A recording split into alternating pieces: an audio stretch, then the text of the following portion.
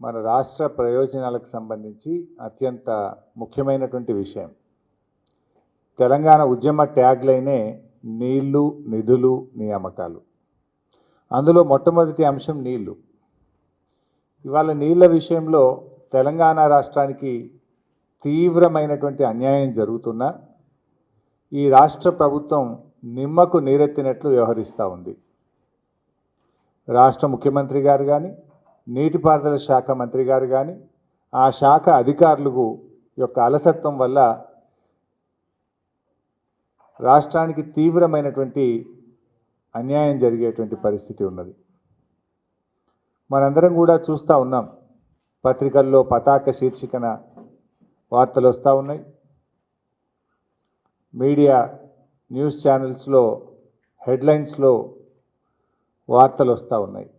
ఆంధ్రప్రదేశ్ కానీ ఇటు కర్ణాటక కానీ పెద్ద ఎత్తున గోదావరి జలాలను తరలించే ప్రయత్నం ఇటు ఆంధ్రప్రదేశ్ చేస్తుందని, తుంగభద్ర నదీ జలాలను కర్ణాటక, ఆంధ్రప్రదేశ్లు కొత్త ప్రాజెక్టులు కట్టి నీళ్లు తరలించకపోయే ప్రయత్నం పతాక శీర్షికన వార్తలు వస్తున్నా ఈ రాష్ట్ర ప్రభుత్వానికి చీమ గుట్టినట్టు కూడా లేదు. ఇవాళ గోదావరి బంకచెర్ల ప్రాజెక్టు మీరందరూ కూడా చూస్తూ ఉన్నారు.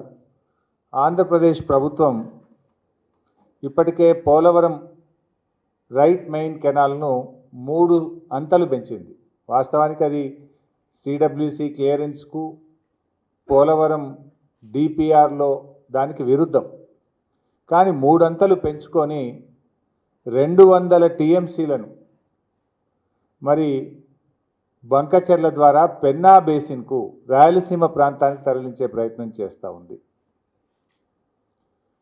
మీరు చూస్తే ఈ నీళ్ళు ఏంటంటే ముందు వాళ్ళు గోదావరి నది నుంచి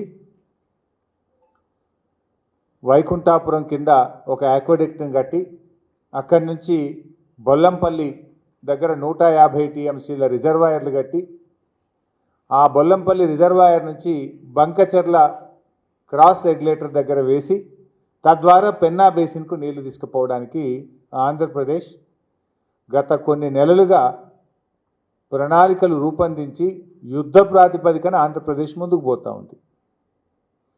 అదే గోదావరి బేసిన్లో మనకు హక్కుగా రావాల్సినటువంటివి, ఎందుకంటే ఉమ్మడి ఆంధ్రప్రదేశ్లోనే అప్పటి ప్రభుత్వం తెలంగాణకు 968 టీఎంసీలను గోదావరి జలాల్లో కేటాయించారు.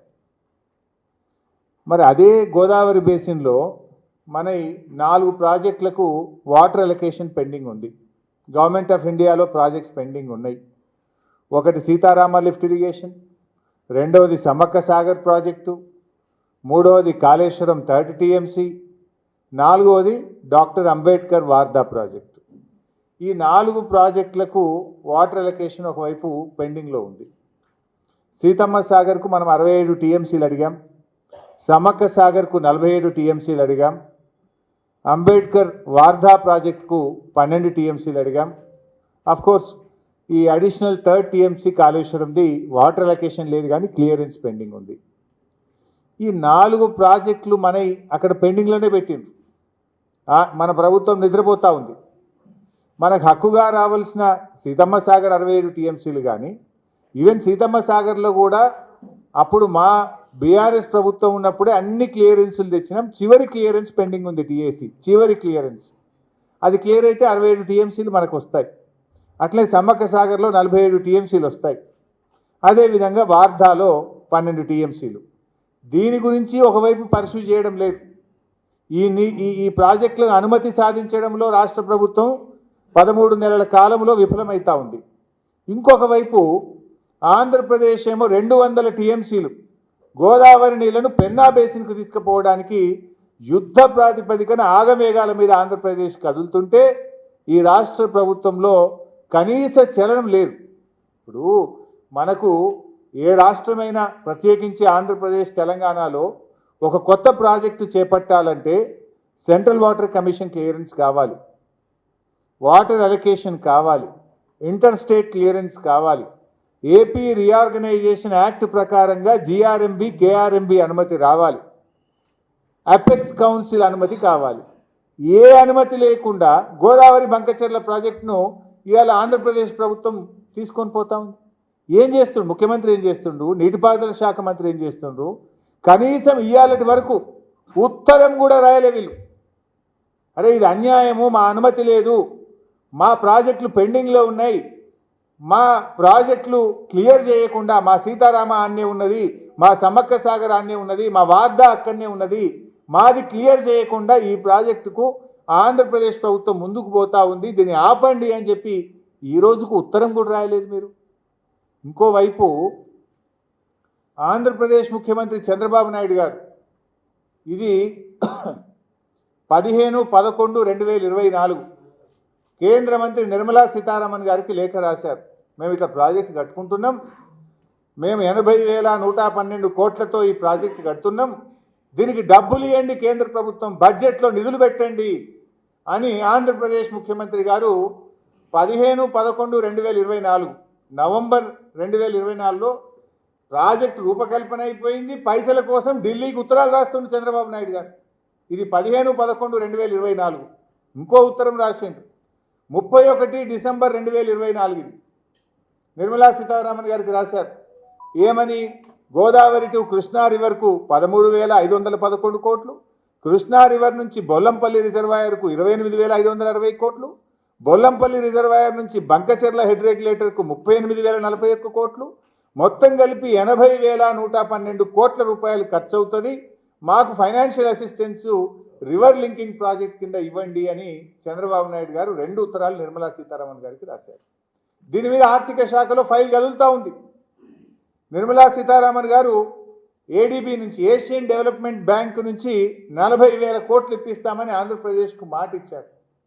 ఏషియన్ డెవలప్మెంట్ బ్యాంకు కూడా వీళ్ళు ప్రతిపాదనలు పంపించి ఆంధ్రప్రదేశ్ 40,000 కోట్లు తెచ్చుకొని గోదావరి బంకచెర్ల ప్రాజెక్టు ముందుకు తీసుకొని పోతా ఉంది. మరి ఇప్పటిదాకా ఈ రాష్ట్ర ప్రభుత్వం మరి నిద్రపోతుందా? సోయి లేదా? వాళ్ళేమో ప్రాజెక్టు రూపకల్పన అయిపోయింది, కేంద్ర ప్రభుత్వాన్ని డబ్బులు అడుగుతూ ఉన్నారు, ఏడీబీ దగ్గరికి వెళ్ళి డబ్బులు తెచ్చుకునే ప్రయత్నం చేస్తున్నారు. మీరు కనీసం మీకు బాధ్యత లేదా? గోదావరి మీద మా ప్రాజెక్టుల క్లియరెన్స్లు పెండింగ్లు ఉన్నాయి, ఏపీ రీఆర్గనైజేషన్ యాక్ట్ ప్రకారంగా మేము ఒప్పుకోవాలి, అపెక్స్ కమిటీ కౌన్సిల్ సమావేశం జరగాలి. ఇవేవి జరగకుండానే వాళ్ళు అట్లా ప్రాజెక్ట్ చేస్తూ ఉంటే ఈ రాష్ట్ర ప్రభుత్వానికి కనీసం ఒక ఉత్తరం రాసి ముఖ్యమంత్రి స్వయంగా వెళ్ళి నిర్మలా సీతారామన్ గారిని కలిసి, కేంద్ర వాటర్ రిసోర్స్ మినిస్టర్ని కలిసి, ప్రధానమంత్రిని కలిసి ఈ ప్రాజెక్ట్ ఆపాలని చెప్పాల్సిన సోయి ముఖ్యమంత్రి గారికి లేదా అని నేను అడుగుతా ఉన్నా. ఒకవేళ కాదంటే ఆల్ పార్టీని తీసుకొని పోండి, మేమందరం వస్తాం. తెలంగాణ ఉద్యమం జరిగిందే నీళ్ళ కోసం. ఈ నీళ్ళల్లో మా వాటా తేల్చేదాకా, మా ప్రాజెక్టులకు అనుమతి వచ్చేదాకా మరి ఈ అక్రమ ప్రాజెక్టులకు ఏ రకంగా కేంద్ర ప్రభుత్వం సహకరిస్తుంది? మరి ఏం చేస్తుంది రాష్ట్ర ప్రభుత్వం నేను అడుగుతా ఉన్నా. ఎందుకంటే ఇది లైఫ్ అండ్ డెత్. ఒకసారి ప్రాజెక్ట్ కట్టిన తర్వాత మళ్ళీ మనం ఇబ్బంది పడడం తప్ప రేపు తరతరాలు నష్టపోతాయి, ఈ రాష్ట్రం నష్టపోతుంది. ఎన్నో త్యాగాల మీద తెచ్చుకున్న ఈ తెలంగాణ నీళ్ళలో నష్టపోతే బీఆర్ఎస్ పార్టీ సహించదు. ఎందుకంటే ఇప్పటిదాకా నాకు బాధ కలిగేది ఏంటంటే వాళ్ళేమో ఉత్తరాల మీద ఉత్తరాలు రాస్తున్న ఫండ్స్కు, కనీసం దీన్ని అపోజ్ చేస్తూ జిఆర్ఎంబీకి ఉత్తరం రాయలే, సిడబ్ల్యూసికి ఉత్తరం రాయలే, వాటర్ రిసోర్స్ మినిస్ట్రీకి ఉత్తరం రాయలే, నా ఆఫీసర్లు రాయరు, నా మంత్రి రాయడు, నా ముఖ్యమంత్రి రాయడు. ఏం చేస్తున్నట్టు మీరు? ఈ ఒక ఆయనను అడ్వైజర్ పెట్టుకున్నారు ఇంకా ఆదిత్యనాథ్ దాస్ గారు. మరి అడ్వైజర్లు ఏం చేస్తున్నట్టు? మరి ఏంది ఇంతమంది అడ్వైజర్లు ఉండి, మంత్రి ఉండి, ముఖ్యమంత్రి ఉండి, డిపార్ట్మెంట్ ఉండి, సెక్రటరీలు ఉండి, ఈఎన్సీలు ఉండి మీరు ఏం చేస్తున్నారని నేను అడుగుతా ఉన్నా. ఈరోజు ఆ అడ్వైజర్ గారి గురించి చెప్తే బాధ కలుగుతుంది. ఎటువంటి వాళ్ళని అడ్వైజర్ తెచ్చుకున్నారంటే వీళ్ళు, ఆయన అక్రమంగా ఆంధ్రప్రదేశ్ కడుతున్న రాయలసీమ లిఫ్ట్ ఇరిగేషన్ ప్రాజెక్టు మీద ఆంధ్రప్రదేశ్ తరఫున ట్రిబ్యునల్ ముందు తప్పుడు వాదనలు వినిపిస్తే, సుప్రీంకోర్టు ముందు తప్పుడు వాదనలు వినిపిస్తే కోర్టు 3 నెలల జైలు శిక్ష వేసింది నాకు. ఆంధ్రప్రదేశ్ చీఫ్ సెక్రటరీగా ఆదిత్యనాథ్ దాస్ గారికి 3 నెలల జైలు శిక్ష వేసింది. ఈ భారతదేశంలో ఒక చీఫ్ సెక్రటరీకి 3 నెలల జైలు శిక్ష ఎవరికైనా పడ్డదంటే ఒక ఆదిత్యనాథ్ దాస్కి పడ్డది. ఆ రోజు ఆంధ్రప్రదేశ్ చీఫ్ సెక్రటరీగా ఆంధ్రప్రదేశ్ కోసం ఆయన పనిచేసిండు. ఆంధ్రప్రదేశ్ ప్రయోజనాల కోసం పనిచేస్తూ తెలంగాణ ప్రయోజనాల గండిగొట్టి తెలంగాణ హక్కులను కాలరాసే విధంగా పనిచేసిన ఆదిత్యనాథ్ దాస్ గారిని ఇవాళ తెలంగాణ నీటిపారుదల శాఖకు అడ్వైజర్గా పెట్టుకున్నారు. అంటే మీరు ఎవరి కోసం పనిచేస్తుంటారు? ఆంధ్రప్రదేశ్ కోసం పనిచేసిన వాళ్ళని పెట్టుకుంటున్నారా? తెలంగాణ ప్రయోజనాలకు భంగం కలిగించి గండి కొట్టిన మనిషే దొరికిందా? ఇంక మీకు దేశంలో ఈ నీటిపారుదల శాఖకు అడ్వైజర్గా పెట్టుకోవడానికి మనిషే లేడా అంటే మాకు డౌట్ వస్తూ ఉంది. ఇవాళ తెలంగాణ ఎందుకు అపోజ్ చేస్తలేదు? ఆంధ్రప్రదేశ్ గోదావరి బంకచెర్ల ప్రాజెక్టును ఇంత యుద్ధ ప్రాతిపదికన ముందుకు తీసుకుపోతుంటే తెలంగాణ మౌనం వెనుక ఉన్న అర్థం ఏంది? ఈ ఆదిత్యనాథ్ దాస్ గారు ఉన్నారా? ముఖ్యమంత్రి గారు ఏమైనా గురుదక్షిణ చెల్లించుకుంటున్నారా? ఏం జరుగుతుంది? రాష్ట్ర ప్రయోజనాలు మీకు పట్టవా అని నేను అడుగుతా ఉన్నా. ఈ రోజు వరకు ఎందుకు దీన్ని మీరు వ్యతిరేకిస్తూ లేఖ రాయలేదు? ఎందుకు మన రాష్ట్ర ప్రభుత్వం నిరసన తెలపలేదు? ఎందుకు మా పెండింగ్ ప్రాజెక్టులు క్లియర్ చేయకుండా ఈ ప్రాజెక్టును ఎట్లా అలో చేస్తారని చెప్పి మీరు ఎందుకు మాట్లాడలేదు? ఇది చాలా బాధ కలుగుతున్నటువంటి అంశం. నేను ఈ బాబు గారి లెటర్లు కూడా మీ అందరికి పంపిస్తాను, మీడియాకు కూడా మీ అందరికి కూడా షేర్ చేస్తాను. ఇకపోతే మరి అడ్వైజర్ గారేమో ఇప్పటిదాకా ఏమి ఆయన కూడా స్పందించింది. అడ్వైజర్ ఉండేది ఎందుకు? నువ్వు అడ్వైజ్ చేయాలి రాష్ట్ర ప్రభుత్వానికి. ఇటు ఆంధ్రప్రదేశ్ ఫాస్ట్గా ప్రాజెక్ట్ కడుతుంది, మనకు అన్యాయం జరుగుతుంది, వెంటనే మనం లెటర్లు రాయాలని చెప్పాలి కదా. ప్రభుత్వం నిద్రపోతున్నా కనీసం అడ్వైజర్ అని చెప్పాలి కదా. ఇప్పుడు ఇంకో దిక్కు ఏమవుతుంది భాయ్ సాబ్, అటు తుంగభద్రలో కూడా మీరు చూస్తే అటు కర్ణాటక ఇటు తెలంగాణ తుంగభద్రలో కూడా ఇటు కర్ణాటక ఇటు ఆంధ్రప్రదేశ్ 2 రాష్ట్రాలు కూడా తుంగభద్రలో కూడా నీళ్ళకు గండి కొట్టే ప్రయత్నం చేస్తున్నారు. మనకేంటంటే శ్రీశైలంకి వచ్చే నీళ్లు అటు తుంగభద్ర నుంచి ఇటు కృష్ణా నుంచి వస్తాయి. తుంగభద్ర నుంచి కూడా మంచి సఫిషియెంట్ క్వాంటిటీ ఆఫ్ వాటర్ వస్తుంది. ఆ తుంగభద్ర నుంచి కూడా మనకు నీళ్లు రాకుండా అటు కర్ణాటక గండి కొడుతూ ఉంది, ఇటు ఆంధ్రప్రదేశ్ కొడుతుంది. దాని మీద కూడా నిద్రపోతున్నారు. తుంగభద్రలో ఏమవుతుంది, అటు కర్ణాటక లో లెవెల్ కెనాల్కు సమాంతరంగా మరో కాలువ దవ్వుతూ ఉంది. అదేవిధంగా కర్ణాటక నావలి రిజర్వాయర్ను 31 టీఎంసీల సామర్థ్యం నుంచి 52 టీఎంసీలకు పెంచే ప్రయత్నం చేస్తుంది. కర్ణాటక రిజర్వాయర్ సామర్థ్యం పెంచినా ప్యారలల్ కెనాల్ దవ్వినా మీరు స్పందించరైతుంది. ఇటు ఆంధ్రప్రదేశ్ కూడా తుంగభద్ర డ్యాంకు కుడివైపు నుంచి హెచ్ఎల్సీ ద్వారా కూడా నీళ్లు తీసుకుపోయే ప్రయత్నం. అంటే ఆంధ్రప్రదేశ్ ఒకవైపు తుంగభద్ర నుంచి నీళ్లు మళ్లించే ప్రయత్నం చేస్తుంది. మరి మనకు ఇటు ఆర్డీఎస్ దెబ్బతింటుంది, దాని మీదనే మనకు ఆర్డీఎస్ కూడా ఉన్నది. అటు ఆర్డీఎస్కు నష్టమవుతుంది, ఇటు శ్రీశైలం ఎండిపోయే ప్రమాదం ఉంటుంది. శ్రీశైలంకు నీళ్లు రాకపోతే మన మహబూబ్ నగరు మన నల్లగొండ త్రాగునీటి అవకాశాలు దెబ్బతింటాయి. మహబూబ్ నగర్లోని మన పాలమూరు ఎత్తిపోతల పథకం, మన కల్వకుర్తి ఎత్తిపోతల పథకం, మన దిండి ఎత్తిపోతల పథకం, మన సాగర్ ఆయకట్టు ఇవన్నీ దెబ్బతినే ప్రమాదం ఉంటుంది కదా. మరి తుంగభద్ర నీళ్లను అటు కర్ణాటక ఇటు ఆంధ్రప్రదేశ్లు అక్రమంగా మళ్లించుకునే ప్రయత్నం చేస్తుంటే ఎందుకు ఈ రాష్ట్ర ప్రభుత్వం మౌన ముద్ర వేసుకున్నది? ఎందుకు ఈ రాష్ట్రం మౌనంగా ఉన్నది? ఇది మీ బాధ్యత కాదా అని చెప్పి ఈరోజు మేము అడుగుతా ఉన్నాం. ఆ రోజు మీరు చూస్తే గతంలో బీఆర్ఎస్ ప్రభుత్వం ఉన్నప్పుడు అప్పటి ఆంధ్రప్రదేశ్ ప్రభుత్వం గోదావరి పెన్న 330 టీఎంసీలు ఫ్లడ్ వాటర్ తీసుకుపోతామని 2017లో వాళ్ళకు ప్రాజెక్ట్ తయారు చేసింది. ఆ రోజు 2017 అప్పుడు గౌరవ ముఖ్యమంత్రి కేసీఆర్ గారు చాలా సీరియస్గా మేము ఆ ప్రాజెక్ట్ను ఆ రోజు అపోజ్ చేయడం జరిగింది.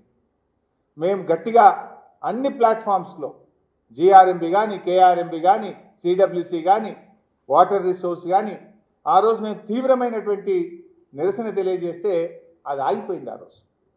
కానీ ఈరోజు కొత్తగా వచ్చిన ఆంధ్రప్రదేశ్ ప్రభుత్వం యుద్ధ ప్రాతిపదికన ఇటు గోదావరి నీళ్లను మరి తీసుకుపోయే ప్రయత్నం చేస్తూ ఉంటే వీళ్ళు మాత్రం మరి కనీసం ఈ రోజు వరకు ఉత్తరం కూడా రాయలేదు. చంద్రబాబు నాయుడు గారేమో ప్రాజెక్టు కాదు, ఆయన నిధుల కోసమే ఉత్తరాలు రాస్తుండు. ఒకటి కాదు, 2, 3 ఉత్తరాలు రాస్తుండు నిర్మలా సీతారామన్. ఆడ పెద్ద పెద్ద మీటింగ్లు పెడతా ఉన్నాడు. మరి వీళ్ళు ఏం చేస్తున్నారు నాకు అర్థం కాదు. అసలు ప్రిలిమినరీ ఒక వార్తా పత్రికలో వచ్చిందన్నా ప్రభుత్వం దృష్టికి వచ్చినా వెంటనే ప్రభుత్వాలు స్పందించి లెటర్లు రాస్తుంటాయి. గతంలో ఇది కేసీఆర్ గారు రాసిన ఉత్తరం మీకు ఇది కూడా పంపిస్తారు.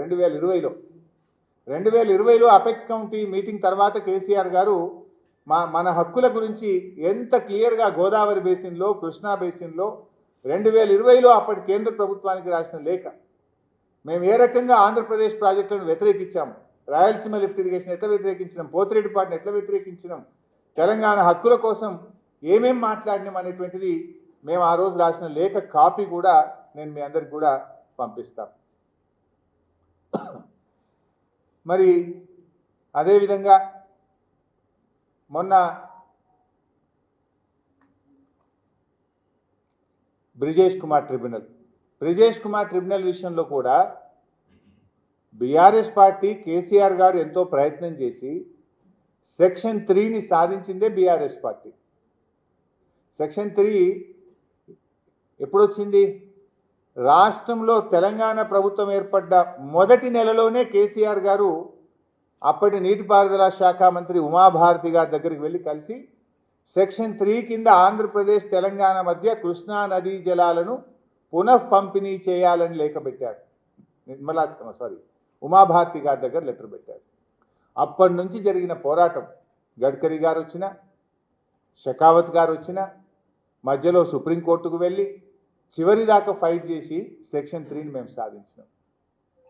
ఇవాళ ఆంధ్రప్రదేశ్ పోయి మళ్ళా ఆ సెక్షన్ 3 మీద సుప్రీంకోర్టులో కేసేసి మీరు కేవిట్ అయ్యారా? కనీసం ఏం చేస్తుండ్రు? కేవిట్ అయ్యారా?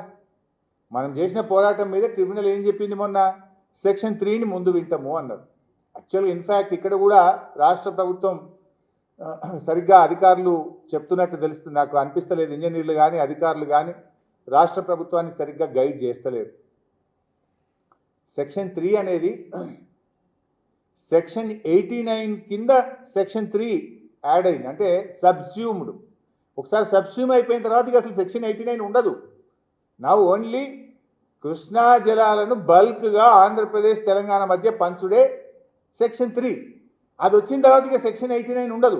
కానీ రాష్ట్ర ప్రభుత్వం ఏం చెప్పిందంటే, నేను ఎక్కడ చూసినా ముందు ఓన్లీ సెక్షన్ 3ఏ వినాలే, కాదంటే రెండింటిని క్లబ్ చేసి వింటే సెక్షన్ 3 మొదలైనండ్రి, తర్వాత సెక్షన్ 89 వినుండ్రి. అసలు సెక్షన్ 89 ఉండదు. ఇక when you got the section 3 it is subsumed. Section 89 is subsumed. So ఒకవైపు మళ్ళీ ఏమైంది, ఇప్పుడు దాని మీద ఆంధ్రప్రదేశ్ సుప్రీంకోర్టులో కేసు వేసింది. మీరు కేవిట్ వేసుకోరా? వెంటనే మీరు కేవిట్ వేయాల్సి ఉండే కదా, వెంటనే ఒక మంచి అడ్వకేట్లను పెట్టి మనం వాదించాల్సి ఉండే కదా. ఇది యాక్చువల్లీ 10 ఏళ్ళు మేము కష్టపడి సెక్షన్ 3ని సాధించినాం. మేము దాన్ని జాగ్రత్తగా వాదనలు వినిపించి సెక్షన్ 3ని మనం విజయవంతంగా మళ్ళీ మనం ద్వారా 2 రాష్ట్రాల మధ్య నదీ పరివాహక ప్రాంతానికి అనుగుణంగా నీళ్లను మనం సాధించుకోవాల్సినటువంటి అవసరం ఉంది.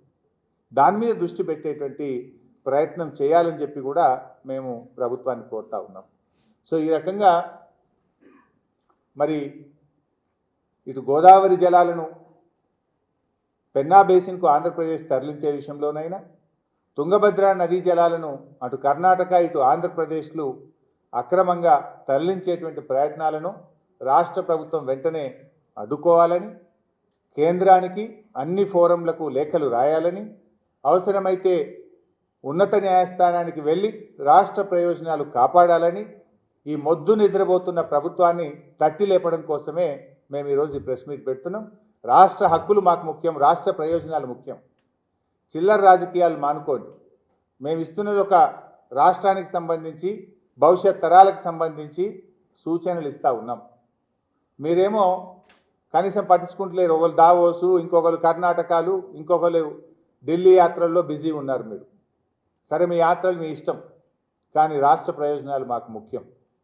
చిల్లర రాజకీయాలు మానేసి రాష్ట్ర ప్రయోజనాలు కాపాడే ప్రయత్నం చేయండి. లేదు మీకు నిజాయితీ ఉంటే ఆల్ పార్టీ మీటింగ్ పిలవండి, వచ్చి మీకు ఇంకా విలువైన సూచనలు సలహాలు కూడా ఇస్తాం. మీకు ఏదైనా అర్థం కాకపోతే అడగండి, చెప్పడానికి కూడా మేము సిద్ధంగా ఉన్నాం. కానీ మళ్ళీ ఏదో మాట్లాడి ఎవరినో పెట్టించి ఈ చిల్లర తిట్టుడు బూతులు, నాకు తిట్టలేక కాదు, బూతులు మాట్లాడలేక కాదు. సమయం సందర్భం ఉన్నప్పుడు రాజకీయాలు పక్కన పెట్టి రాష్ట్ర ప్రయోజనాలు కాపాడుకోవాలి. ఇతర రాష్ట్రాలు చూసి నేర్చుకోవాలి. రాజకీయాల కంటే రాష్ట్ర ప్రయోజనాలు ముఖ్యం. మన రాష్ట్రానికి హక్కుగా రావాల్సిన నీటి వాటాలు మనకు ముఖ్యం. ఆ నీళ్లు సాధించుకోవడం కోసం, అక్రమ ప్రాజెక్టులను అడ్డుకోవడం కోసం ప్రభుత్వం వెంటనే కళ్ళు తెరిచి యుద్ధ ప్రాతిపదికన చర్యలు తీసుకోవాలని మేము కోరుతున్నాం.